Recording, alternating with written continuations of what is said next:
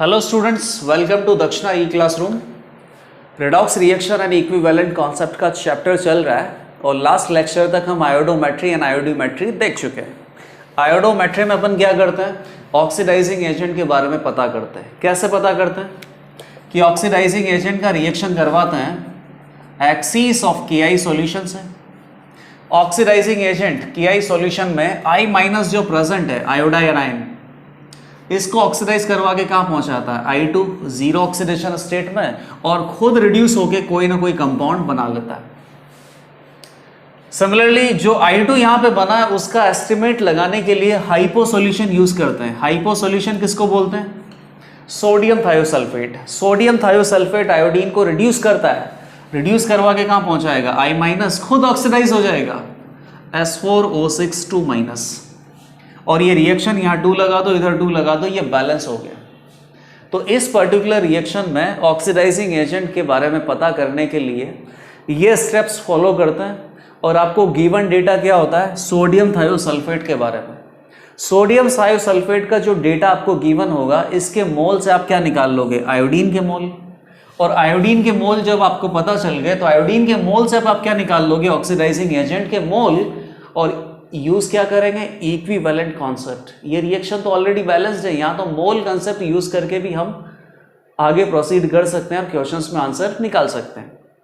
तो सिमिलरली कौन से ऑक्सीडाइजिंग एजेंट हमने यूज किए थे? एक और बात, ऑक्सीडाइजिंग जो एजेंट यूज किए थे अपन ने मोस्टली एसिडिक मीडियम में यूज किए थे।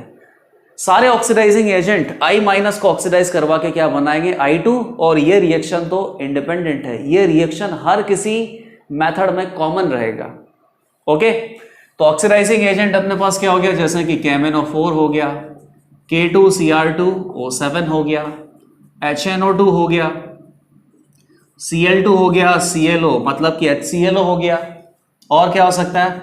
आर्सेनिक +5 में, तो आर्सेनिक +5 में क्या हो सकता है? ये। और क्या हो सकता है? IO3- आयोडेट आयन हो गया। और अपने पास क्या हो सकता है? ब्रोमेट आयन हो सकता है। ओके, और कोई ऑक्सीडाइजिंग एजेंट आ रहा हो? काफी है इतना ऑक्सीडाइजिंग एजेंट। ये सारे ऑक्सीडाइजिंग एजेंट एक क्या मान सकते हैं? कॉपर सल्फेट, कॉपर 2+ हो सकता है। ये सारे ऑक्सीडाइजिंग एजेंट I- को ऑक्सीडाइज करवा के कहां पहुंचाएंगे? I2 तक, और खुद रिड्यूस हो जाएंगे। खुद रिड्यूस हो जाएंगे तो वो कंपाउंड भी पता होना चाहिए। अगर वो कंपाउंड पता नहीं चलेगा तो ऑक्सीडाइजिंग एजेंट का इनफैक्टर नहीं पता कर सकते। तो Cu2+ खुद रिड्यूस होके कहां जाएगा? +1 में। एसिडिक मीडियम में Mn7+ कहां जाता है? 2+ में। क्रोमियम 3+ में। HNO2 नाइट्रोजन किस में? +3 में। रिड्यूस होने के बाद क्या बनाता है? NO +2 में। क्लोरीन आयोडीन से ज्यादा इलेक्ट्रोनेगेटिव होता है, तो आयोडीन माइनस के इलेक्ट्रॉन तो ये छीन ही लेगा। छीन के कहां जाएगा? क्लोरीन माइनस में, और आयोडीन को कहां पहुंचा देगा? 0 में। HClO Cl+1 में है, Cl+1 में रह नहीं सकता, कहां जाएगा? -1 में। आर्सेनिक +5 में, और कौन सी ऑक्सीडेशन स्टेट होती है आर्सेनिक की? +3, तो क्या बना देगा? AsO3 3-। Iodate ion, iodate ion क्या करेगा? आयोडीन माइनस को ऑक्सीडाइज कराएगा एसिडिक मीडियम में और क्या बना देगा? I2। अच्छा, ये रिएक्शन बहुत इंपॉर्टेंट है, आप खुद देखो कि ये रिएक्शन का अंदाजा आप खुद लगा सकते हो। आपको पता ही है कि डिस्प्रपोर्शनेशन में आपने पढ़ा था कि I2 का hot and concentrated basic medium में डिस्प्रपोर्शनेशन होके क्या बनेगा? I- and IO3-। तो इस बार अपने पास एक्सिस ऑफ KI सॉल्यूशन को ऑक्सीडाइज करवाने के लिए लेट अस से कि KiO3 यूज किया है। तो बेसिक मीडियम की जगह अगर हम एसिडिक मीडियम कर लेंगे तो डिस्प्रपोर्शनेशन का जस्ट उल्टा कम प्रोपोर्शनेशन वाली रिएक्शन आ जाएगी। तो ये दोनों मिलके क्या बना लेंगे? I2 बना लेंगे। सिमिलरली BrO3 I- के साथ मिलके क्या बना सकते थे? I2 के जैसे ही लेट अस से कि IBr बना सकते थे, लेकिन ये लिखने की भी जरूरत नहीं है क्योंकि ब्रोमीन भी खुद आयोडीन से ज्यादा इलेक्ट्रोनेगेटिव है। तो ब्रोमीन कहां चला जाएगा? -1 में, तो क्या बना लेगा? Br-। ये ऑक्सीडाइजिंग एजेंट्स की हालत हो गई। ये ऑक्सीडाइजिंग एजेंट I- को ऑक्सीडाइज करने के बाद खुद रिड्यूस हो जाएंगे। ये पर्टिकुलरली रिएक्शन हमें पता होना चाहिए, तो ही हम आयोडोमेट्री के क्वेश्चन कर पाएंगे। एक क्वेश्चन ले लेते हैं अपन, यही वाला ले लेते हैं आयोडेट आयन का। क्वेश्चन बहुत सिंपल है। जैसे मान लो कि आपसे पूछा जाए व्हाट वॉल्यूम ऑफ या फिर 0.1 molar KiO3 solution reacts with किसके साथ, axis Ki, liberated I2 now requires, क्या रिक्वायर होता है, sodium thiosulphate. Late us say कि 0.1 molar 100 ml sodium thiosulphate for complete reaction. ठीक है, तो क्या पूछेंगे, 0.1 मोलर KiO3 दे रखा है तो वॉल्यूम ही पूछेंगे। तो वॉल्यूम ऑफ KiO3 क्या यूज हुआ होगा, लिख लेता हूं। KiO3 आयोडेट आयन या potassium iodate axis of Ki में से ऑक्सीडाइज करवा के कहां पहुंच जाएगा, I2 तक। आगे जो I2 निकला है ये क्या बना लेगा, Na2H2O3 के साथ I- आयन बना लेगा और ये ऑक्सीडाइज होके क्या बना लेगा, S4O62- टेट्राथाइनेट आयन। ये बैलेंस हो गया।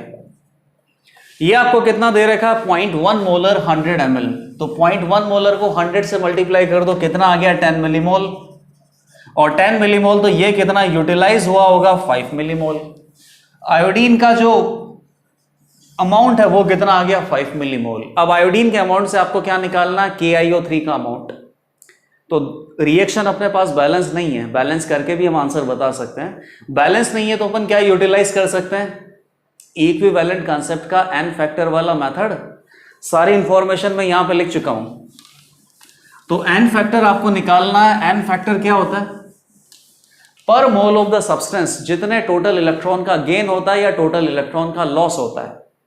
और इस शॉर्टकट तरीके से हम दो केसेस में एन फैक्टर नहीं निकाल पाते हैं, एक तो कहां, डिसप्रोपोर्शनेशन के केस में, और दूसरा पार्शियल ऑक्सीडेशन या पार्शियल रिडक्शन के केस में। तो एन फैक्टर आपको KiO3 का पता करना है और किसका पता करना है, आयोडीन का। KiO3 का एन फैक्टर पता किया जा सकता है क्योंकि यहां से सारा का सारा I इस पर्टिकुलर ऑक्सीडेशन स्टेट में जा रहा है। तो I किसमें, एक तरीके से +5 में कहां चला गया, 0। इसके एक मोल के अंदर आयोडीन एटम कितना, 1, और एक एटम ही कितना इलेक्ट्रॉन गेन कर रहा है, 5। इसका एन फैक्टर कितना हो गया, 5। लेकिन आप इस I2 का एन फैक्टर आसानी से नहीं बता पाओगे क्योंकि ये I2 अगर बैकवर्ड से आप देखें तो क्या हो रहा है, डिस्प्रपोर्शनेट हो रहा है। और डिस्प्रपोर्शनेशन के केस में क्या एन फैक्टर आता है, N1 N2 divided by N1 plus N2। और N1 N2 क्या होता है, ऑक्सीडेशन में या रिडक्शन में कितने इलेक्ट्रॉन गेन या कितने इलेक्ट्रॉन लॉस हो रहे हैं। तो बताओ I2 से क्या बन रहा है, उल्टा देखना है, 2I माइनस, या I2 से क्या बन रहा है, 2iO3। तो आयोडीन का एक एटम 0 से -1 में जा रहा है। आयोडीन के एक मॉलिक्यूल में 2 एटम है तो यहां पर एन फैक्टर कितना आएगा, 2। यहां 0 से +5 में जा रहा है तो टोटल मिला के कितने इलेक्ट्रॉन का लॉस हुआ, 10। 2 × 10 डिवाइडेड बाय 2 + 10 कितना हो जाएगा, 5/3। ये निकाला हुआ है सब। इसका एन फैक्टर कितना आएगा, 5/3। एन फैक्टर पता है, इसके मोल पता है तो इसके मोल पता कर लेंगे। Mole multiplied by n factor, mole multiplied by n factor is equal to moles of I2 multiplied by n factor. Moles of I2 कितने अपने पास, 5 मिलीमोल। KiO3 के मोल कितने होंगे बेटा, molarity multiplied by volume in millilitre. तो कितना आ जाएगा, volume इन millilitre. 5 से 5 गया, कितना बच गया, 5/3 डिवाइडेड बाई 0.1। तो ये हो गया 50/3 मिलीलीटर KiO3 का यूज करना पड़ेगा ताकि ये सारी रिएक्शन कंप्लीट हो जाए। सिमिलरली आयोडीमेट्री की अगर बात करें तो आयोडीमेट्री में क्या करते हैं अपन, रिड्यूसिंग एजेंट का इंफॉर्मेशन पता करते हैं। रिड्यूसिंग एजेंट क्या करता है, रिड्यूस करता है। किसको रिड्यूस करेगा, I2 को I- तक।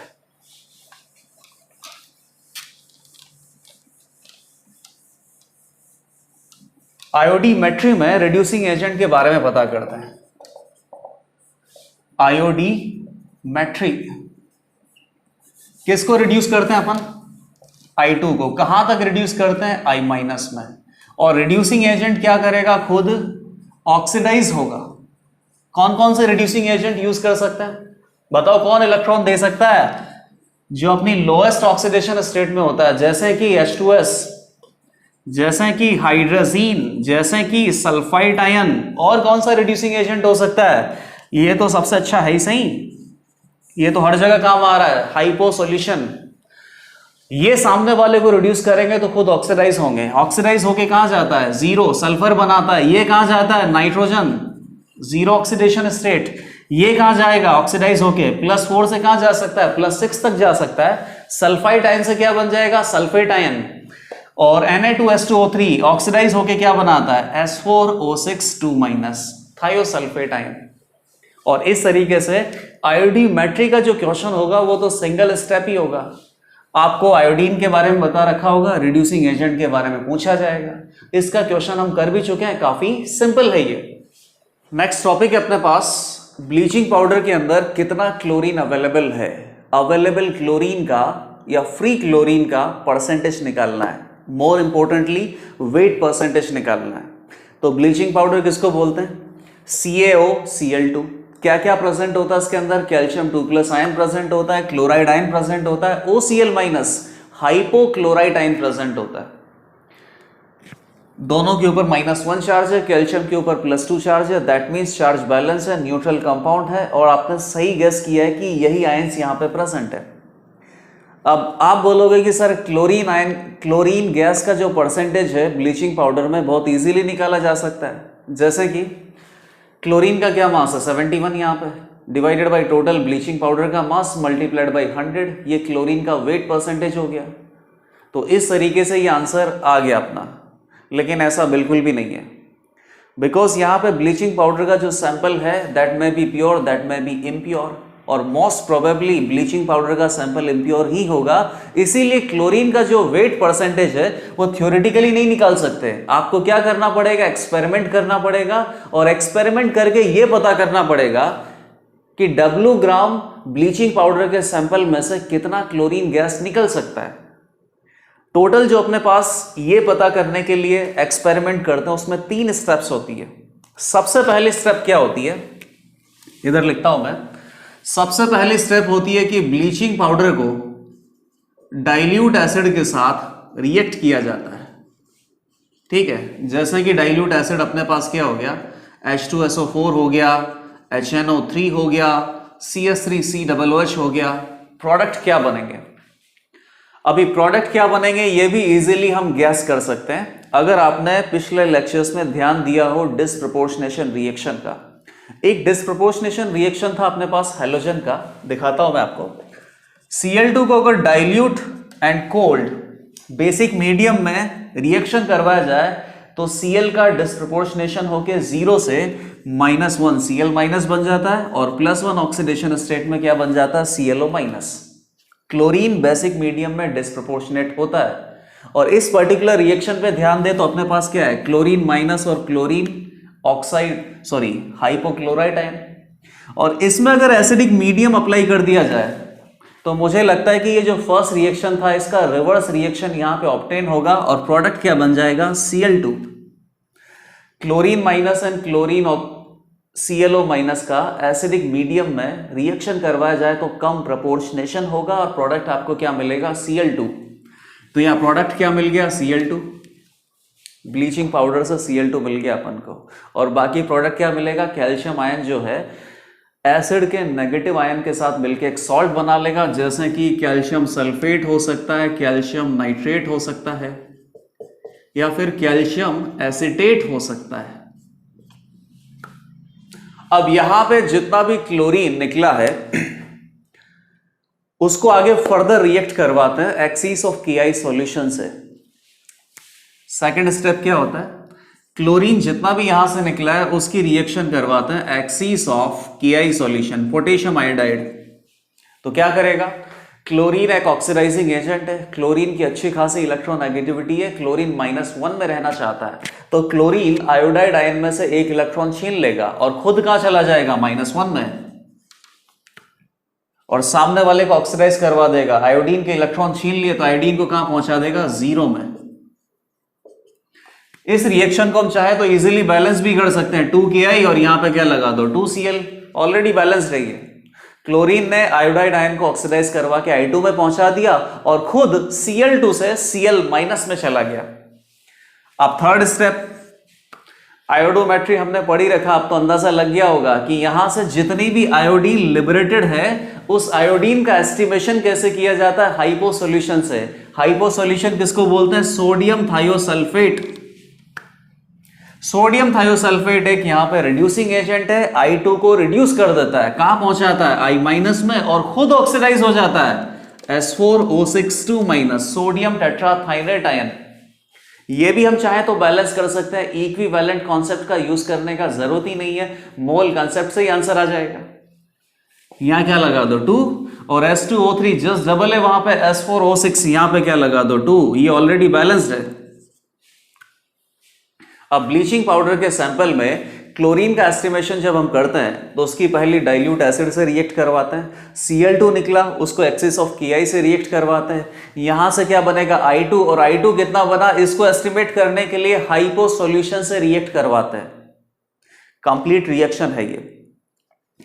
Cl2 का एस्टिमेशन करने के लिए डेटा हमें क्या दिया जाता है, हाइपो सॉल्यूशन। इस हाइपो सॉल्यूशन का मोलैरिटी और वॉल्यूम हमें दिया जाता है। मोलैरिटी और वॉल्यूम से हम इसके मोल फाइंड आउट करेंगे। इससे क्या फाइंड आउट करेंगे कि I2 कितना था, I2 से क्या फाइंड आउट करेंगे कि Cl2 कितना था, और Cl2 सारा का सारा कहां से आया था, ब्लीचिंग पाउडर से।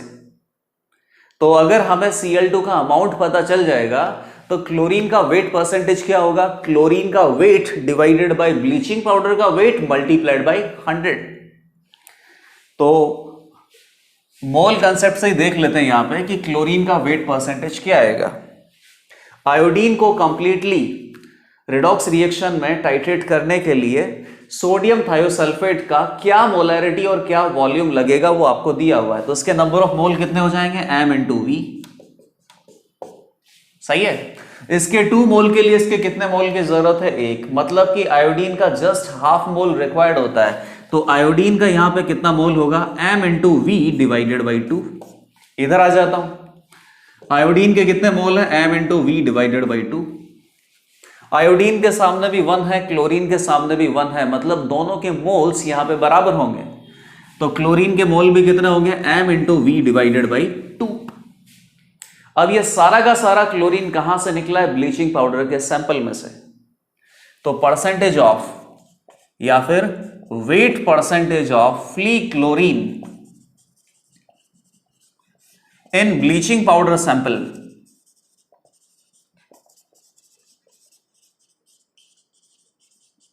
Is equal to weight of chlorine divided by total weight. ये टोटल वेट किसका है, ब्लीचिंग पाउडर का, मल्टीप्लाइड बाय 100। तो बताइए क्लोरीन का वेट कितना है, क्लोरीन के मोल्स मल्टीप्लाइड बाय क्लोरीन का मॉलिक्यूलर वेट। क्लोरीन के मोल कितना है, Cl2 के M/V डिवाइडेड बाई 2। क्लोरीन का मॉलिक्यूलर मास कितना होता है, 71। ये क्लोरीन का total weight divided by bleaching powder का वेट। लेट अस से कि ब्लीचिंग पाउडर आपको कितना दे रखा था, W ग्राम,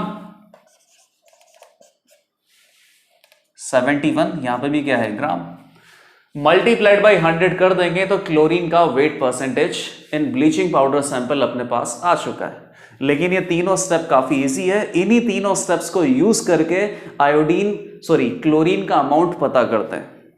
तो फॉर्मूला यहां से हमें याद रखना है, फॉर्मूला क्या आ रहा है, M/V divided by 2 multiplied by 71 divided by W weight of the bleaching powder multiplied by 100। और मोलैरिटी और वॉल्यूम किसका दे रखा है हमें,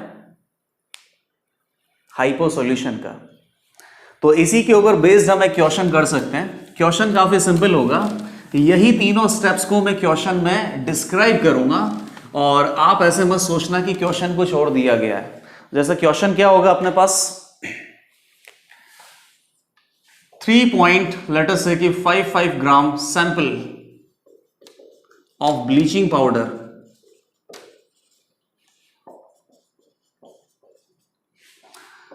is reacted with dilute H2SO4 produced Cl2 now reacts with axis of Ki solution, liberated I2 now requires, let us say कि 20 ml of 0.2 molar hypo solution for complete reaction।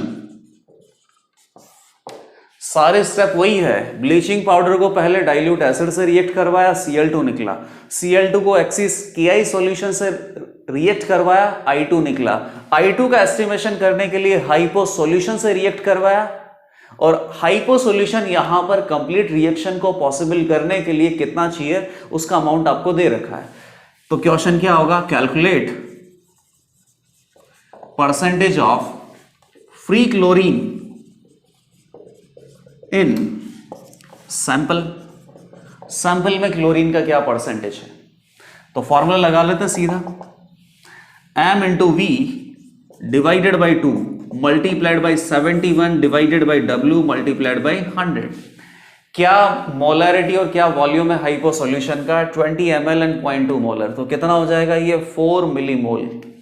तो 4 into 10⁻³ divided by 2 into 71 divided by how much mass of the bleaching powder 3.55 gram multiplied by 100। तो ये कितना हो जाएगा, यहां पे 2,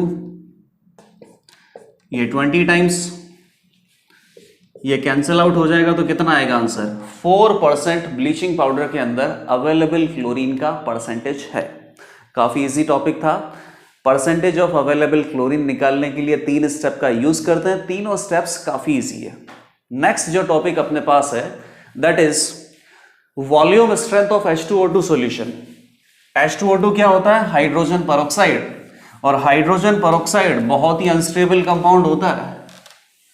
hydrogen peroxide का जो बोतल है वो कंप्लीट फिल किया जाता है। एक ऐसा क्वेश्चन भी आता है कि जैसे मान लीजिए कि हाइड्रोजन पेरोक्साइड का बोतल है, तो इसमें हाइड्रोजन पेरोक्साइड कहां तक होना चाहिए, एकदम ढक्कन तक कंप्लीटली फिल किया जाता है। क्योंकि अगर मान लीजिए कि हाइड्रोजन पेरोक्साइड के बोतल को इनकम्प्लीट फिल किया जाए तो यहां पे क्या होगा, फिर एयर होगा, और एयर की प्रेजेंस में हाइड्रोजन पेरोक्साइड डिसोशिएट होके या डिकम्पोज होके क्या बना लेता है, वाटर बना लेता है। और वाटर तो बाजार में फ्री में ही मिलता है, लेकिन H2O2 की तो कीमत होती है। हाइड्रोजन पेरोक्साइड बहुत ही अनस्टेबल होता है। हाइड्रोजन पेरोक्साइड की जो बॉटल होती है उसके ऊपर लेबलिंग लगा होता है कुछ ना कुछ, और उस लेबलिंग को हमें स्टडी करना है। तो नेक्स्ट टॉपिक है अपने पास volume strength of H2O2 solution. जैसे मान लो कि H2O2 की बोतल है, इसके अंदर H2O2 सॉल्यूशन है या H2O2 लिक्विड है, इसके ऊपर एक लेबल लगा होता है V। अब इस लेबल से आपको समझना है कि V क्या बोल रहा है, और अगर आपको ये समझ में आ गया तो इस सॉल्यूशन की मोलैरिटी नॉर्मेलिटी आपको पता करनी है। V लेवल लगा होता है, तो V लेवल का मतलब यहां पे होता है, ध्यान से देखना, V लेवल का मतलब क्या होता है, 1 litre of H2O2 solution will give V litre of O2 at STP। Standard temperature pressure की बात है। अगर H2O2 का ये जो लेबल वाला सॉल्यूशन है, इसका 1 लीटर यूज किया जाए और इसको ऐसे छोड़ दिया जाए तो ये डीकंपोज होके कितनी ऑक्सीजन बनाएगा, V लीटर। इक्वेशन लिख देता हूं मैं यहां पे, H2O2 सॉल्यूशन से क्या बन गया, H2O प्लस O2, बैलेंस्ड है। इसका कितना अपने पास 1 लीटर, और 1 लीटर सॉल्यूशन का डीकंपोज होने के बाद कितना वॉल्यूम अपने पास O2 का मिल रहा है, V लीटर। इस इंफॉर्मेशन से आपको ये जो लेबल है वॉल्यूम स्ट्रेंथ वाला, इससे आपको मोलैरिटी और नॉर्मेलिटी निकालनी है H2O2 सॉल्यूशन की। ठीक है, निकालते हैं। मोलैरिटी या नॉर्मेलिटी निकालने के लिए किसकी जरूरत होती है, वॉल्यूम की। वॉल्यूम अपने पास है 1 लीटर, और किसकी जरूरत होती है, number of moles of solute. H2O2 के मोल कितने ये नहीं पता, लेकिन आपको क्या पता है कि H2O2 से कितना मोल ऑक्सीजन बनता है वो पता है। तो मोल ऑफ ऑक्सीजन से हम क्या निकाल सकते हैं, मोल ऑफ H2O2। कितने ऑक्सीजन के मोल हैं, V डिवाइडेड बाई 22.4। एसटीपी पे एक मोल गैस का क्या वॉल्यूम होता है, 22.4 लीटर। तो वॉल्यूम में इसका डिवाइड किया, number of moles of oxygen पता चल गया। ऑक्सीजन के मोल अगर हाफ होते हैं तो H2O2 का मोल कितना होता है, 1, जस्ट डबल होता है। तो अगर ऑक्सीजन के मोल V डिवाइडेड बाई 22.4 है तो H2O2 के मोल कितने होंगे, V divided by 22.4 multiplied by 2, double mole होंगे।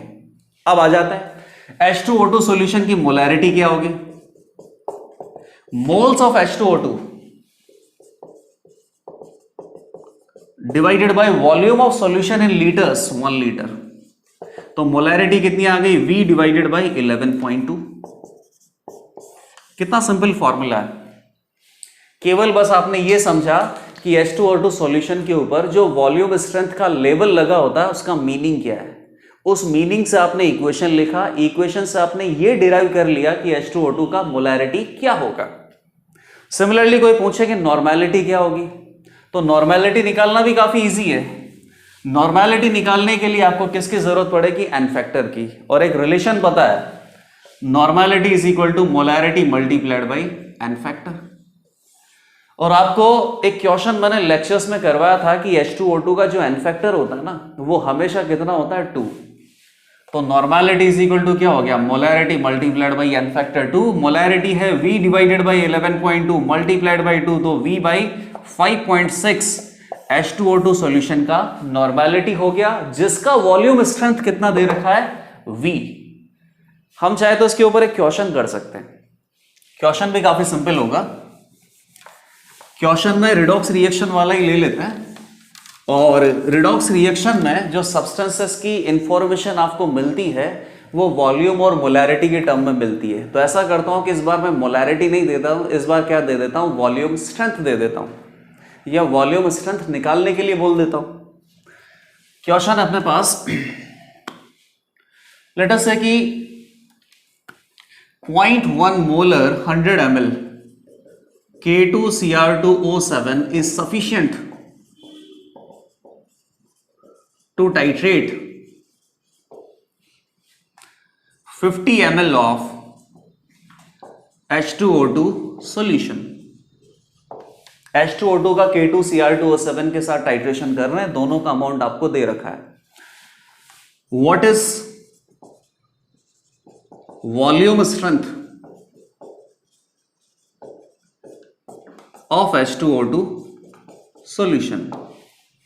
H2O2 सॉल्यूशन का वॉल्यूम स्ट्रेंथ बताना है, तो पहले तो हम इक्विवेलेंट कॉन्सेप्ट को सॉल्व करके H2O2 का क्या मोलैरिटी होगा जब इन दोनों में कंप्लीट रिएक्शन हो रहा है वो पता करेंगे। मोलैरिटी अगर पता चल गया तो मोलैरिटी का यूज करते हुए वॉल्यूम स्ट्रेंथ भी पता कर लेंगे।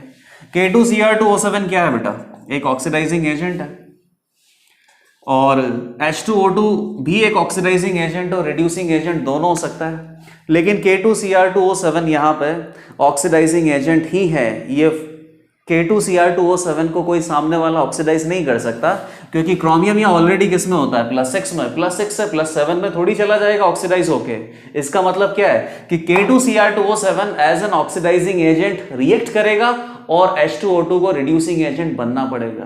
तो ये इसको ऑक्सीडाइज करेगा, O किस में, -1 में, ऑक्सीडाइज करवा के कहां पहुंचा देगा, 0 में। तो क्या बना देगा, O2। ये खुद रिड्यूस होके कहां चला जाता है, 3+ में। रिएक्शन कंप्लीट हो रही है, इसका मतलब क्या होगा, equivalent of K2Cr2O7 must be equal to equivalent of H2O2।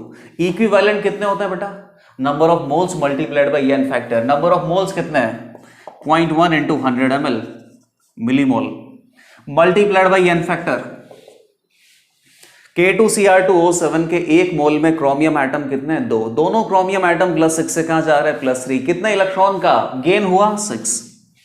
H2O2 की बात करें, H2O2 के कितने मोल्स हैं, molarity multiplied by volume. Volume कितना है बेटा, 50 ml।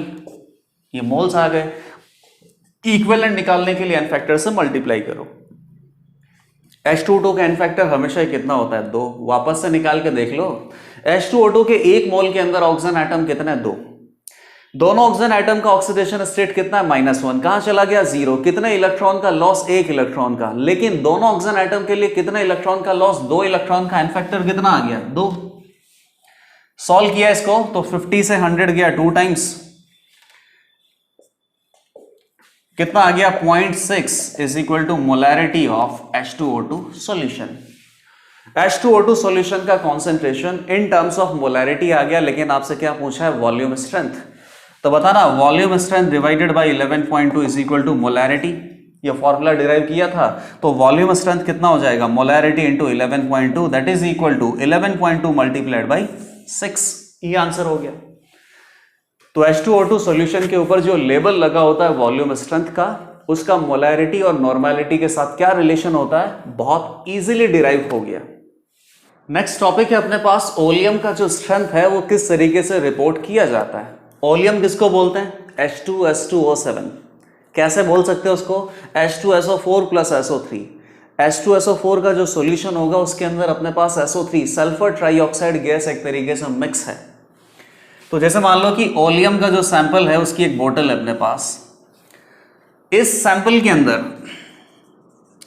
जो इसके स्ट्रेंथ को रिप्रेजेंट किया जाता है वो कैसे किया जाता है एज अ परसेंटेज, परसेंटेज को लिखा होता है Y%, और यहां पे जो ये Y% है ये Y% हमेशा 100% से ज्यादा लिखा होता है, जैसे कि 105%, 106%, 107%, 110%, इस तरीके से इसके ऊपर एक लेबल लगा होता है।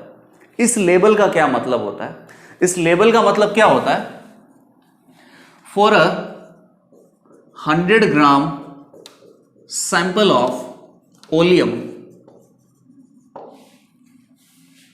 किसी सैंपल ले लिया मैंने ओलियम का 100 ग्राम जिसके ऊपर लेबल लगा हुआ है Y% का। सैंपल अगर 100 ग्राम है तो उसके अंदर क्या है H2SO4 भी प्रेजेंट है और SO3 भी प्रेजेंट है।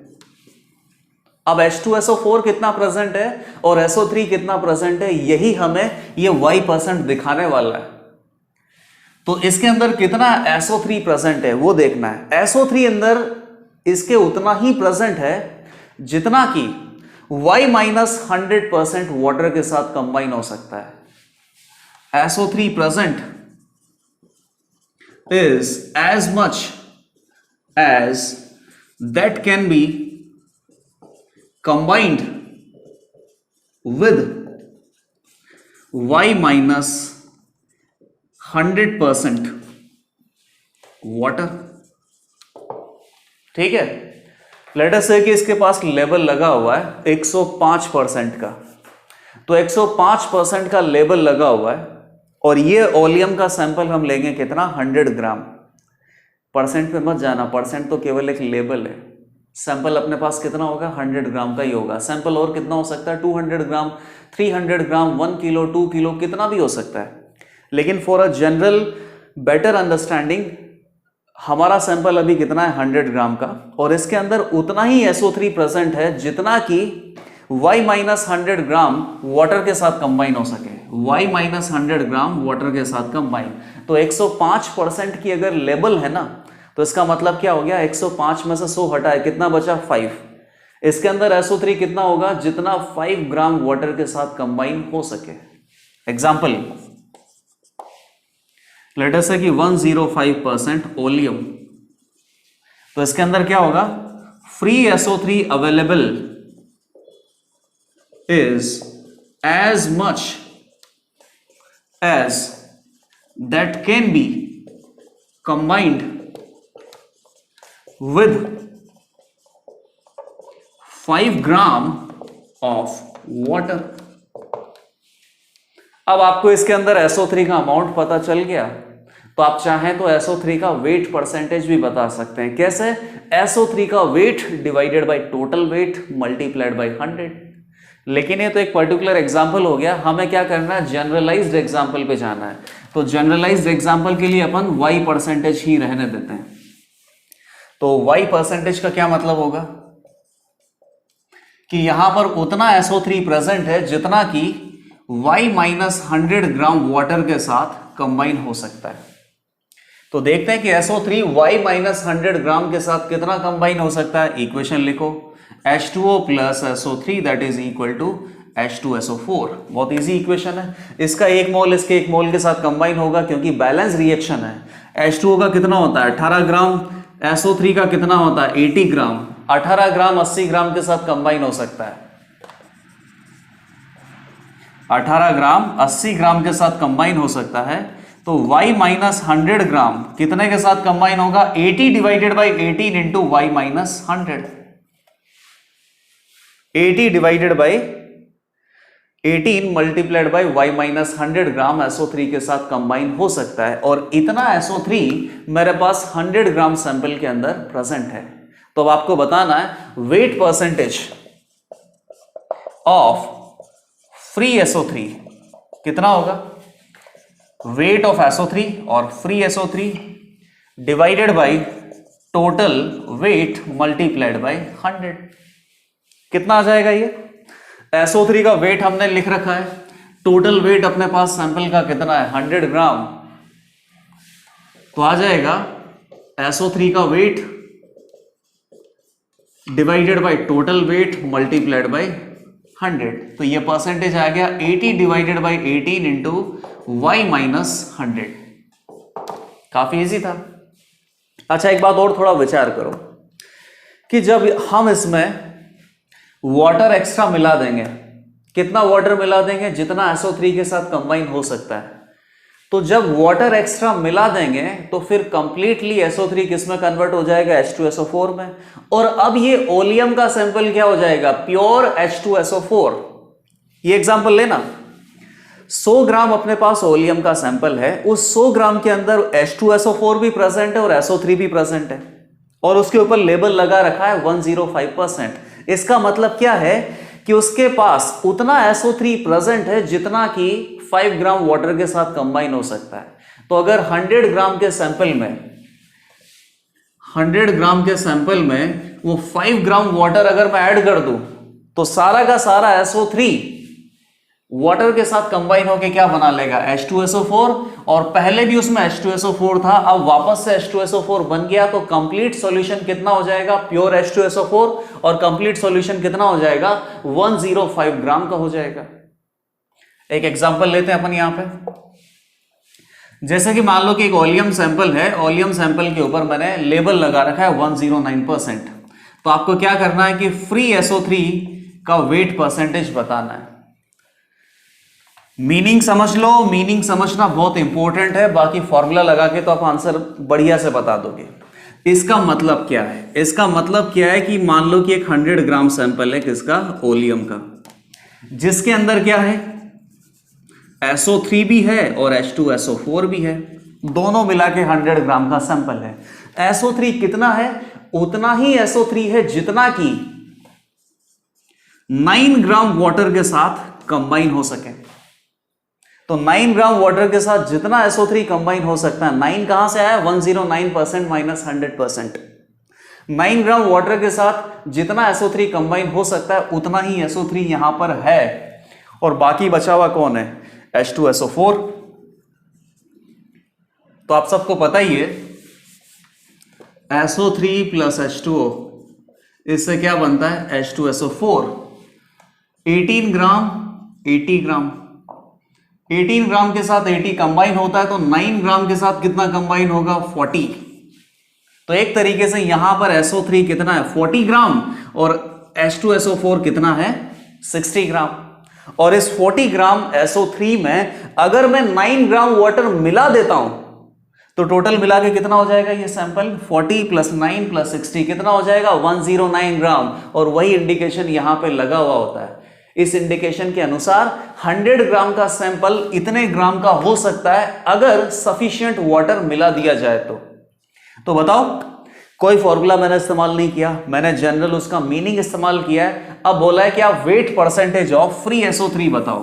तो ठीक है, 100 ग्राम ओलियम के सैंपल के अंदर कितना SO3 है 40 ग्राम, टोटल सैंपल है 100 ग्राम का, तब यहां पर SO3 का वेट परसेंटेज कितना आ गया 40। और मैं चाहूं तो फॉर्मूला भी अप्लाई कर सकता हूं।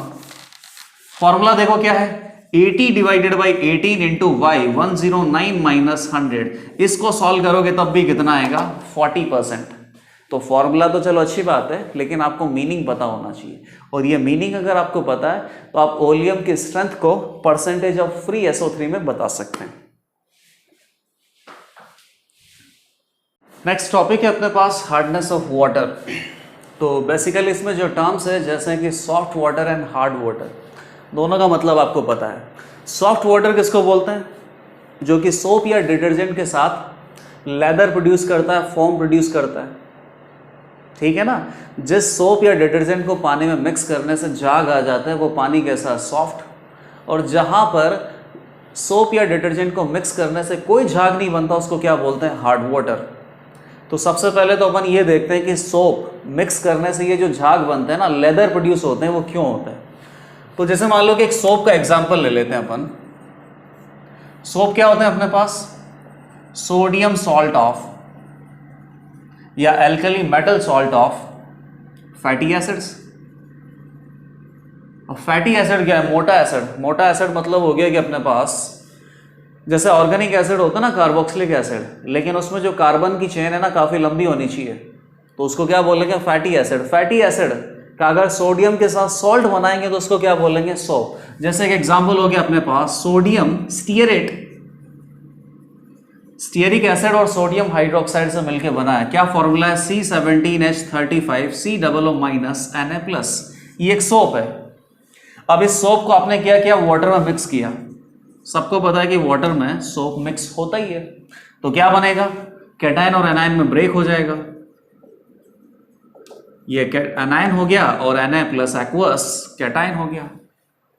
जब आप इसको सॉफ्ट वाटर में मिक्स करोगे तो ये इस तरीके से ब्रेक हो गया, और जो क्लेंजिंग एक्शन ऑफ सोप है, कपड़े जिससे धुलते हैं सोप की वजह से, या फिर वाटर में सोप मिक्स करने की वजह से जो झाग या लेदर प्रोड्यूस होते हैं, वो किसकी वजह से प्रोड्यूस होते हैं? इस बिगर आयन की वजह से, बिगर एनायन की वजह से, ठीक है। अब हार्ड वाटर में क्या होता है? हार्ड वाटर में भी क्या करेंगे अपन? ये सोप मिक्स करेंगे तो कैटायन और एनायन में ब्रेक हो जाएगा, लेकिन हार्ड वाटर में कुछ सॉल्ट की प्रेजेंट होती है। हार्ड वाटर, हार्ड वाटर में क्या होता है कि कुछ सॉल्ट्स की प्रेजेंस होती है। वो सॉल्ट्स इस बिगर आयन के साथ रिएक्ट करके प्रेसिपिटेट बना लेते हैं, और जैसे ही प्रेसिपिटेट बन गया ना, इस बिगर आयन की एक्वस सॉल्यूशन में प्रेजेंस नहीं रही, और अगर ये होगा ही नहीं तो फिर वाटर में कहां से लेदर प्रोड्यूस होगा, कहां से कपड़े साफ होंगे? कुछ नहीं हो सकता। फिर वापस से सुन लो, हार्ड वाटर में कुछ सॉल्ट्स का ऐसा प्रेजेंस होता है जिनकी वजह से ये बिगर आयन उनके साथ रिएक्ट करके एज अ प्रेसिपिटेट सॉल्यूशन से बाहर निकल जाता है। सॉल्यूशन से बाहर निकल गया तो सोप जब सॉल्यूशन में है ही नहीं तो कोई लेदर प्रोड्यूस नहीं होगा, कोई कपड़े साफ नहीं होंगे वहां पर। अब दूसरी बात, ये जैसा कि क्या अपने पास एनायन है, तो एनायन किसके साथ रिएक्ट करके कंपाउंड बनाएगा? कैटायन के साथ। तो यहाँ पे जो सॉल्ट होते हैं, उन सॉल्ट के कैटायन इस एनायन के साथ मिक्स होकर एक प्रेसिपिटेट बनाते हैं। तो अगला जो अपने पास टॉपिक आ गया कि हार्ड वाटर में ऐसे कौन से सॉल्ट होते हैं जिसकी वजह से हार्डनेस प्रोड्यूस होती है, या जिसकी वजह से लेदर प्रोडक्शन बंद हो जाता है। तो हार्डनेस बेसिकली अपने पास क्या होता है? दो टाइप का होता है। एक होता है टेम्पररी हार्डनेस, एक होता है परमानेंट हार्डनेस। टेम्पररी हार्डनेस होता है कैल्शियम, मैग्नीशियम के या फिर हैवी मेटल्स के बाइकार्बोनेट की वजह से। सिमिलरली परमानेंट हार्डनेस होता है कैल्शियम, मैग्नीशियम या हैवी मेटल्स के क्लोराइड्स या सल्फेट्स की वजह से। तो क्या क्या कंपाउंड हो सकता है? कैल्शियम बाइकार्बोनेट हो सकता है, मैग्नीशियम बाइकार्बोनेट हो सकता है, कैल्शियम क्लोराइड हो सकता है, कैल्शियम सल्फेट हो सकता है, मैग्नीशियम सल्फेट हो सकता है, मैग्नीशियम क्लोराइड हो सकता है। इस दो तरीके से हार्डनेस को डिवाइड करने का रीजन क्या है कि टेम्पररी हार्डनेस को बहुत आसानी से रिमूव किया जा सकता है, लेकिन परमानेंट हार्डनेस को रिमूव करने के लिए कुछ स्पेशल मेथड्स की जरूरत पड़ती है।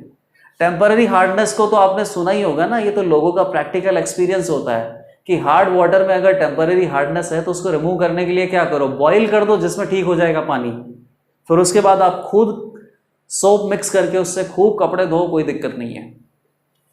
तो जो टेम्परेरी हार्डनेस है या परमानेंट हार्डनेस है, ये किस तरीके से लेदर प्रोडक्शन को बंद करता है, देखना। लेट अस से कि ये हार्ड वाटर है, तो इस हार्ड वाटर में कैल्शियम 2+ और मैग्नीशियम 2+ आयंस का प्रेजेंस है। सॉप पानी में मिक्स किया तो सॉप पानी में डिसोशिएट होके एक्वस आयंस यहां पे ये है। This is responsible for the leather production. लेकिन सोप जैसे ही हार्ड वाटर में कैल्शियम 2+ या मैग्नीशियम 2+ आयंस के साथ एनकाउंटर करेगा तो एक प्रेसिपिटेट बन जाएगा।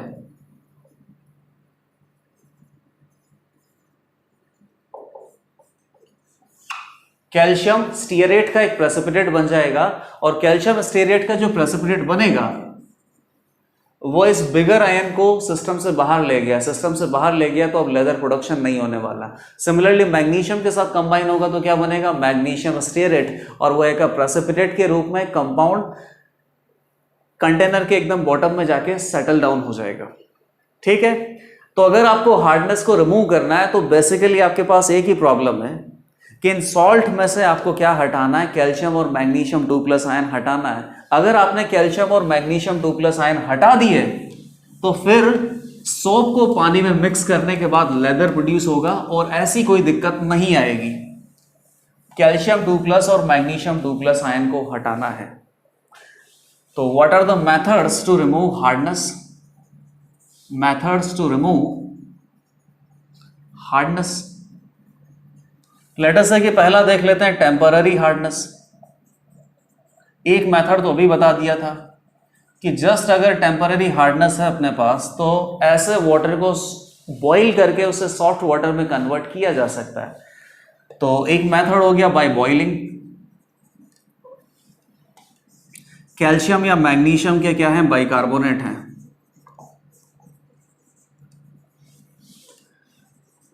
तो अगर आप इसे बॉईल करोगे तो क्या बन जाएगा, कैल्शियम कार्बोनेट बन जाएगा plus H2O plus CO2। Calcium carbonate water में सॉल्युबल नहीं होता है तो calcium carbonate as a precipitate बन के कंटेनर के बॉटम में जाके सेटल डाउन हो जाएगा। अब यहां से एक्चुअली में क्या हुआ, कैल्शियम 2+ आयन सिस्टम से बाहर हो गए। Calcium 2+ ion as a precipitate बन के बाहर निकल गए, और जब सिस्टम में कैल्शियम 2+ आयन है ही नहीं तो सोप को कोई दिक्कत नहीं होगी। हार्डनेस रिमूव करने के लिए कैल्शियम 2+ और मैग्नीशियम 2+ आयन को ही हटा रहे हैं हम। सेकंड क्या हो जाएगा, स्लैग्ड लाइम के साथ अगर रिएक्शन किया जाए, स्लैग्ड लाइम किसको बोलते हैं, कैल्शियम हाइड्रोक्साइड को, तो क्या होगा, कैल्शियम बाइकार्बोनेट को ही ले लेते हैं। स्लैग्ड लाइम के साथ जब ये रिएक्शन करेगा तो क्या बनाएगा, calcium carbonate plus H2। Again calcium carbonate क्या होता है, पहले ही बता रखा है, कैल्शियम कार्बोनेट वाटर में मिक्स नहीं होता है। Calcium carbonate as a precipitate बन के कैल्शियम 2+ आयंस को सिस्टम से बाहर ले गया, हार्डनेस रिमूव हो गया। थर्ड मेथड अपने पास क्या हो सकता है, वॉशिंग सोडा को यूज करते हुए। थर्ड मेथड हो सकता है वॉशिंग सोडा। वॉशिंग सोडा किसको बोलते हैं, सोडियम कार्बोनेट को। सोडियम के जो कंपाउंड होते हैं, सोडियम का कोई भी आयनिक कंपाउंड हुआ, सोडियम के सारे आयनिक कंपाउंड वाटर सॉल्युबल होते हैं। तो अगर हार्ड वाटर में सोडियम कार्बोनेट मिक्स कर दिया जाए और हार्ड वाटर में किसका प्रेजेंस है, कैल्शियम 2+ या मैग्नीशियम 2+ के बाइकार्बोनेट्स का, तो जैसे ही हम इसे मिक्स करेंगे तो हमें क्या मिलेगा, सोडियम कार्बोनेट को मिक्स करेंगे तो क्या मिलेगा, कैल्शियम कार्बोनेट मिलेगा प्लस सोडियम बाइकार्बोनेट मिल जाएगा। कैल्शियम कार्बोनेट जो मिला है एज अ प्रेसिपिटेट बन के सिस्टम से बाहर चला गया, कैल्शियम 2+ आयंस को ले गया, हार्डनेस रिमूव हो गया। नेक्स्ट अपने पास आता है कि अगर आप परमानेंट हार्डनेस को रिमूव करना चाहते हैं, परमानेंट हार्डनेस किसकी वजह से होती है, कैल्शियम और मैग्नीशियम के सल्फेट्स और क्लोराइड्स की वजह से। तो परमानेंट हार्डनेस को रिमूव करने के जो मेथड है, परमानेंट हार्डनेस, एक तो ये वॉशिंग सोडा यूज में ले सकते हैं अपन, वॉशिंग सोडा। हार्ड वाटर में कैल्शियम 2+, मैग्नीशियम 2+ के क्लोराइड्स या सल्फेट्स का प्रेजेंट होगा, और Na2CO3 अगर यूज करते हैं तो इसके साथ मिलके क्या बनेगा, NaCl या सोडियम सल्फेट, सब वाटर में सॉल्युबल है, इसकी वजह से कोई दिक्कत नहीं आएगी। और कैल्शियम क्या करेगा, कार्बोनेट आयन के साथ मिलके क्या बना लेगा, कैल्शियम कार्बोनेट, और कैल्शियम कार्बोनेट वाटर में सॉल्युबल नहीं होता, एज अ प्रेसिपिटेट बन के बाहर चला गया, हार्डनेस रिमूव हो गया। बहुत सिंपल मेथड है। सेकेंड जो मेथड अपने पास है दैट इज कॉल्ड कैल्गन्स मेथड। अब ये कैल्गन्स मेथड में भी अपने पास एक स्पेशल रिएजेंट होता है, और वो रिएजेंट हार्ड वाटर में से कैल्शियम 2+ या मैग्नीशियम 2+ को हटा देता है। कैल्गन्स मेथड रिएजेंट अपने पास क्या होता है, Na6P6O18, इस तरीके से। तो ये जो रिएजेंट इसको क्या बोलेंगे अपन, sodium hexa Meta phosphate.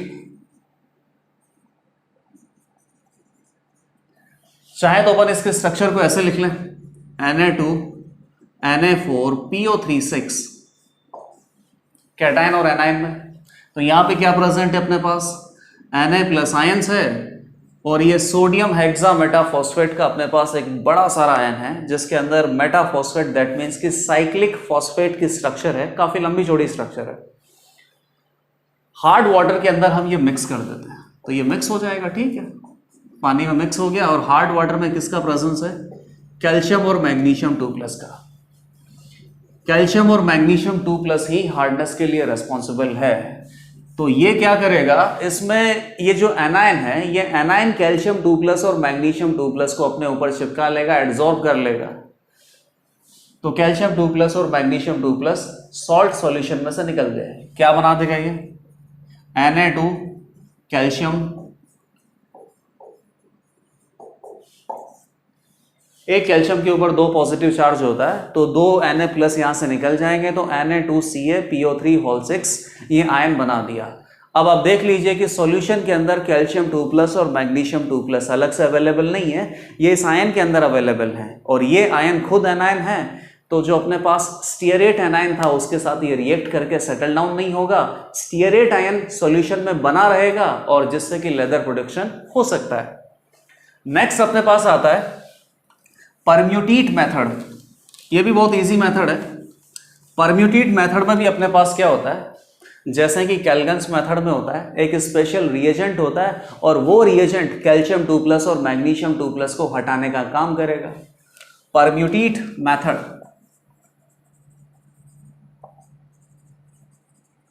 Permute method में जियोलाइट्स का यूज करता है कैल्शियम 2+ और मैग्नीशियम 2+ को रिमूव करने के लिए।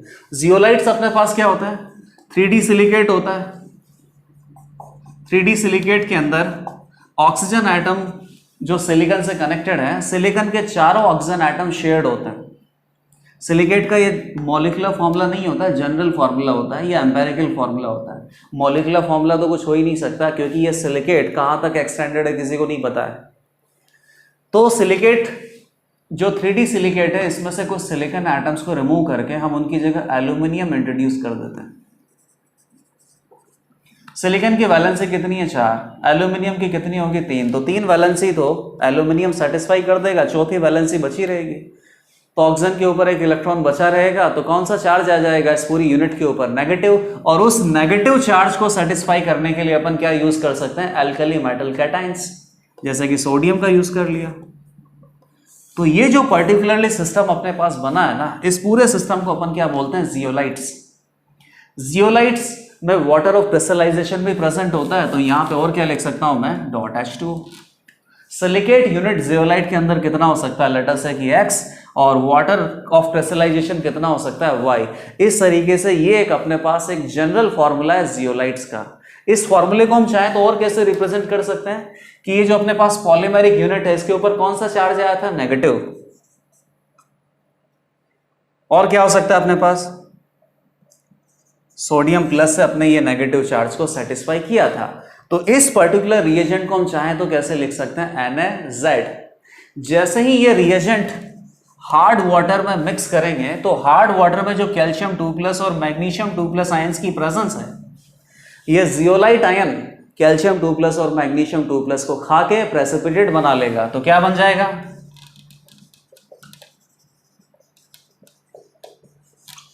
और बाकी क्या बचेगा, Na+ ion aqueous. Calcium 2+ magnesium 2+ zeolite ion के ऊपर एड्सॉर्ब होके प्रेसिपिटेट बन के सिस्टम से बाहर चले गए, इसीलिए सॉल्यूशन का हार्डनेस दूर हो गया। इस मेथड को क्या बोलते हैं, परम्यूटेट मेथड। एक और लास्ट मेथड अपने पास है हार्डनेस को दूर भगाने का, और परमानेंट हार्डनेस की बात कर रहे हैं अपन। लास्ट मेथड को अपन बोलते हैं आयन एक्सचेंज रेजिन।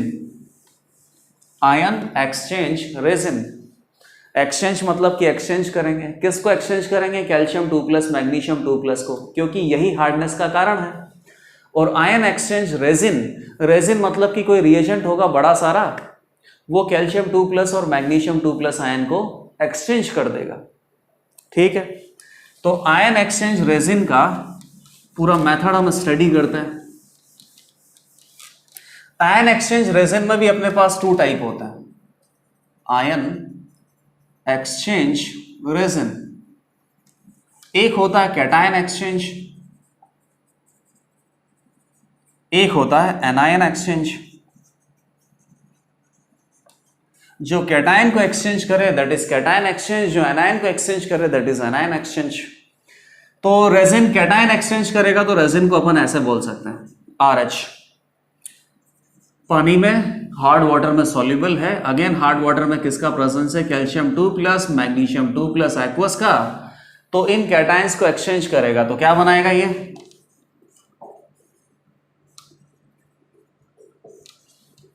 कैल्शियम के साथ मिलकर एक सॉल्ट बना लेगा which is not soluble in water. तो प्रेसिपिटेट बना के कैल्शियम और मैग्नीशियम को हटा दिया, बाकी क्या रिलीज हो गया, H+ ion. Anion exchange resin की बात करें तो उस रेजिन को अपन कैसे लिख सकते हैं, ROH।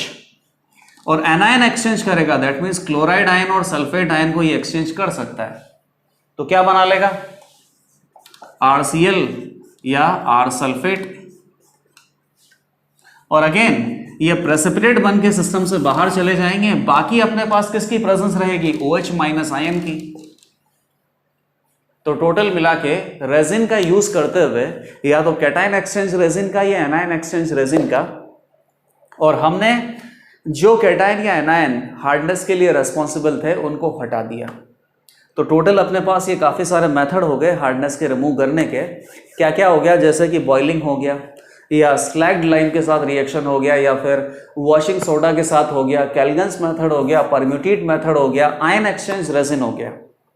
नेक्स्ट टॉपिक जो अपने पास आता है वो ये है कि जो हार्डनेस अपने पास वाटर में उसको किस तरीके से रिप्रेजेंट किया जाता है। तो आप सबने कहीं ना कहीं क्वेश्चन देखा होगा कि अगर मान लो कोई सॉल्यूशन है तो सॉल्यूशन में जो सॉल्यूट का कॉन्सेंट्रेशन है, मोलैरिटी नॉर्मेलिटी तो पढ़ ही रखा है, ppm में भी रिप्रेजेंट करते हैं। तो अगर किसी वाटर के अंदर हार्डनेस है, हार्डनेस किसकी वजह से आती है, कैल्शियम और मैग्नीशियम के सॉल्ट की वजह से। तो इन सॉल्ट का जितना भी वाटर के अंदर अमाउंट प्रेजेंट है ना, उस अमाउंट को आप ppm में रिप्रेजेंट करोगे, और ppm में जैसे ही रिप्रेजेंट करोगे उसी को अपन क्या बोलेंगे, हार्डनेस बोलेंगे। तो हार्डनेस कैसे रिप्रेजेंट किया जाता है, ppm में, किसकी टर्म में, इन टर्म्स ऑफ x। x क्या हो सकता है बेटा, किसकी वजह से हार्डनेस आती है, salt of calcium and magnesium. तो क्या हो सकता है, जैसे कि CaCl2, MgCl2, MgSO4, CaSO4,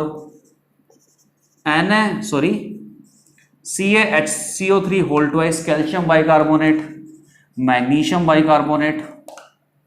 अच्छा, ये बाइकार्बोनेट की जो हार्डनेस होती है इसको गर्म करके हम हटा सकते हैं। जैसे ही बाइकार्बोनेट को गर्म करते हैं तो क्या बनता है, कार्बोनेट। कार्बोनेट क्या बनता है, कैल्शियम कार्बोनेट या मैग्नीशियम कार्बोनेट। तो इनकी टर्म में भी हार्डनेस को रिप्रेजेंट किया जाता है। अब अगली बात आती है कि सर हार्डनेस ppm में रिप्रेजेंट तो करनी है, लेकिन किसकी टर्म में, तो आपको कोई ना कोई यहाँ पे सॉल्ट दे दिया जाएगा, उसकी टर्म में रिप्रेजेंट करनी है, लेकिन 99% क्वेश्चन में आपको सॉल्ट बताया नहीं जाता। तो बाय डिफॉल्ट अपन क्या अज्यूम करके चलते हैं, calcium carbonate. In terms of calcium carbonate हमें हार्डनेस रिप्रेजेंट करनी है। तो पीपीएम के टर्म में क्या आ जाएगा बेटा, वेट ऑफ एक्स अपने पास बाय डिफॉल्ट क्या रहेगा, CaCO3। वेट लेटस है कि किस में आएगा, ग्राम में, divided by total wait. Total weight किसका वेट होता है, सॉल्यूशन का। कौन सा सॉल्यूशन है, वाटर सॉल्यूशन है, ग्राम में, मल्टीप्लाइड बाय 10⁶। अब वाटर जो सॉल्यूशन अपने पास दिया होता है, एक्चुअली में वाटर अपन को कैसे दिया होता है, लीटर में। जैसे कि 40 लीटर, 50 लीटर, 100 लीटर पानी है, तो लीटर मतलब क्या हो गया, वॉल्यूम। हमें वेट यूज करना है, वेट यूज करने के लिए डेंसिटी चाहिए। डेंसिटी अगर नहीं दिया हुआ है तो डेंसिटी ऑफ वाटर सॉल्यूशन अपन कितना यूज कर सकते हैं, 1 ग्राम पर ml, लेकिन पीपीएम का ये फॉर्मूला यूज करना है। अब अगली बात आती है, बहुत आसानी से देखना, कि अगर कैल्शियम कार्बोनेट दे रखा है तो वेट ऑफ कैल्शियम कार्बोनेट आप बता दोगे, लेकिन आपको कैल्शियम कार्बोनेट नहीं दे रखा है, ये सॉल्ट दे रखे हैं, और आपको कैल्शियम कार्बोनेट की टर्म में पीपीएम में हार्डनेस को बताना है। तो बेसिकली आप किस तरीके से निकालोगे कि कैल्शियम क्लोराइड को कैल्शियम कार्बोनेट के टर्म में कैसे रिप्रेजेंट करोगे। तो सिंपल सा फंडा होगा कि कैल्शियम कार्बोनेट हो या कोई और सॉल्ट हो, कोई भी सॉल्ट दिया है उसके इक्विवेलेंट, कैल्शियम कार्बोनेट के इक्विवेलेंट के टर्म में लिख लो।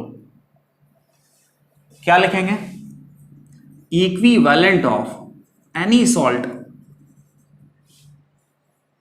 Must be equal to equivalent of, let us say कि कैल्शियम कार्बोनेट की टर्म में आपको बताना है। अब ऐसा नहीं है कि आप ऐसे करो कि कैल्शियम क्लोराइड आपको दे रखा है 100 मिलीग्राम, तो आप बोले कि सर कैल्शियम कार्बोनेट मान लेते हैं 100 मिलीग्राम, क्योंकि कैल्शियम कार्बोनेट के टर्म में आपको हार्डनेस रिप्रेजेंट करनी है, और वाटर में कैल्शियम कार्बोनेट नहीं मिला, क्या मिला, कैल्शियम क्लोराइड मिला 100 मिलीग्राम। तो फिर ये गलत हो गया, क्योंकि इसके 100 मिलीग्राम और इसके 100 मिलीग्राम इक्विवेलेंट होंगे, बिल्कुल गलत बात है। तो आप क्या करो, वही इक्विवेलेंट कॉन्सेप्ट यूज करेंगे कि 100 मिलीग्राम में कैल्शियम क्लोराइड के कितने इक्विवेलेंट हैं, उतने ही इक्विवेलेंट किसके होने चाहिए, कैल्शियम कार्बोनेट के होने चाहिए, और कैल्शियम कार्बोनेट के उतने इक्विवेलेंट का मास क्या होगा, फिर वो रिप्रेजेंट करना है। जैसे एक एग्जांपल लेते हैं, 71 + 40 111, तो लेट अस से कि मैं मान लेता हूं 220 मिलीग्राम कैल्शियम क्लोराइड। तो बताइए इसके मोल कितने होंगे, 222 डिवाइडेड बाय 111, इसके मोल होंगे 2 मिलीमोल। इसके इक्विवेलेंट कितने होंगे, तो इक्विवेलेंट निकालने के लिए क्या करना पड़ता है, moles multiplied by n factor. CaCl2 का एन फैक्टर कितना है, 2। टोटल कैटाइनिक चार्ज या टोटल एनाइनिक चार्ज, तो इक्विवेलेंट कितने आ जाएंगे, 2 × 2 दैट इज 4 मिली इक्विवेलेंट। तो बताइए अगर आपको इसे कैल्शियम कार्बोनेट की टर्म में सोचना है, तो कैल्शियम कार्बोनेट के भी कितने मिली इक्विवेलेंट होने चाहिए, 4 इक्विवेलेंट बराबर होने चाहिए। तो 4 मिली इक्विवेलेंट में मोल कितने हो जाएंगे, तो इक्विवेलेंट में अगर एन फैक्टर का डिवाइड किया जाए तो मोल आ जाएंगे। इसका एन फैक्टर भी कितना है, 2, टोटल कैटाइनिक चार्ज और टोटल एनाइनिक चार्ज। तो 4 डिवाइडेड बाई 2 कितना हो जाएगा अपने पास, 2 मिली मोल, और 2 मिली मोल का मास कितना होगा बेटा, multiplied by molecular weight that is equal to 200 milligram. तो एक तरीके से अगर वेट की टर्म में देखा जाए तो कैल्शियम क्लोराइड के 222 मिलीग्राम कैल्शियम कार्बोनेट के 200 मिलीग्राम के बराबर हो गए। तो ये वेट का जो रिलेशन आया ना, ये तो चलो अपन याद ना रखें, हम क्या याद रखें कि किसी की भी टर्म में आपको हार्डनेस अगर रिप्रेजेंट करनी हो और कोई और सॉल्ट दे रखा है तो वो सॉल्ट के मिली इक्विवेलेंट या इक्विवेलेंट इसके बराबर होने चाहिए, और ये यूजुअली अपन को क्या मिलता है, कैल्शियम कार्बोनेट। एक सवाल करते हैं बहुत इजी सा, बहुत ही इजी क्वेश्चन होगा कि लेट अस से कि अपने पास एक सैंपल है 40 लीटर वाटर का, और उसमें अपने पास प्रेजेंस है 111 mg CaCl2, 190 mg MgCl2, 96 + 40 136 mg CaSO4, 240 mg MgSO4। ये 4 टाइप के सॉल्ट पानी के अंदर प्रेजेंट है, पानी है 40 लीटर, और आपको इन सॉल्ट की जो हार्डनेस बनती है वो किसकी टर्म में रिप्रेजेंट करनी है, कैल्शियम कार्बोनेट के टर्म में। तो देख लेते हैं इन सभी सॉल्ट का जो इक्विवेलेंट है वो कैल्शियम कार्बोनेट के इक्विवेलेंट के बराबर होना चाहिए। इक्विवेलेंट निकालने के लिए नंबर ऑफ मोल निकालने पड़ेंगे, नंबर ऑफ मोल से फिर एन फैक्टर को मल्टीप्लाई करेंगे तो इक्विवेलेंट आ जाएंगे। अब एक बात और नोटिस कर लो, इक्विवेलेंट को एन फैक्टर से मल्टीप्लाई करोगे, सॉरी मोल को एन फैक्टर से मल्टीप्लाई करोगे तो इक्विवेलेंट आएंगे। इन सब के एन फैक्टर कितने, 2 2 2 2, और कैल्शियम कार्बोनेट में क्या है, अगेन टोटल कैटायनिक चार्ज कितना है, 2। तो बेसिकली इन चारों सॉल्ट के जो इक्विवेलेंट है वो आपस में तो बराबर है ही सही, सॉरी एन फैक्टर आपस में बराबर है, साथ ही साथ किसके साथ बराबर है, कैल्शियम कार्बोनेट के साथ। तो ऐसा करते हैं ना, इनके अगर एन फैक्टर बराबर होंगे तो इनके क्या होंगे, इक्विवेलेंट मोल के बराबर ही आ जाएंगे एक तरीके से। 111 मिलीग्राम में 111 ग्राम इसके मॉलिक्यूलर वेट का डिवाइड किया जाए तो ये कितना आ जाएगा, 1 मिलीमोल। ये कितना आ जाएगा बेटा, 2 मिलीमोल। मॉलिक्यूलर वेट 95 होता है, इसका होता है 136, ये कितना आ जाएगा, 1 मिलीमोल। MgSO4 120 होता है, 240, ये कितना आ जाएगा, 2 मिलीमोल। एन फैक्टर कितना बेटा, 2। तो मोल मल्टीप्लाइड बाई एन फैक्टर 2 कितना हो जाएगा, 2 मिली इक्विवेलेंट, 4 मिली इक्विवेलेंट, 2 मिली इक्विवेलेंट, 4 मिली इक्विवेलेंट। इसके इक्विवेलेंट इनके बराबर होंगे तो टोटल मिली इक्विवेलेंट कितने आ जाएंगे, 2 + 2 + 4 + 4 कितना हो गया अपने पास, 12 milli equivalent of calcium carbonate. Equivalent में किसका डिवाइड करना है, एन फैक्टर का, तो कितने आ जाएंगे, मिलीमोल, 6 मिलीमोल। और अभी बताया था कि इनके मिलीमोल और इनके मिलीमोल सेम ही होंगे क्योंकि दोनों का एन फैक्टर सेम आ रहा है। तो एक तरीके से ये सॉल्ट की प्रेजेंस हो और उसको इसकी फॉर्म में रिप्रेजेंट करना हो तो दोनों के इक्विवेलेंट बराबर करने होते हैं। ये सभी सॉल्ट मिला के कैल्शियम कार्बोनेट का कितना बना सकते हैं, 6 मिलीमोल। अब इन टर्म्स ऑफ ppm अपने पास हार्डनेस आ जाएगी, वेट ऑफ कैल्शियम कार्बोनेट, ठीक है, 6 millimole multiplied bye molecular weight कितना होता है, 100 ग्राम। ये total weight of calcium carbonate divided by total weight of solution. Total weight कितना दे रखा है, 40 लीटर, तो 40,000 मिलीलीटर, 40,000 मिलीलीटर कितना हो जाएगा, 40,000 ग्राम मल्टीप्लाइड बाय 10⁻⁶,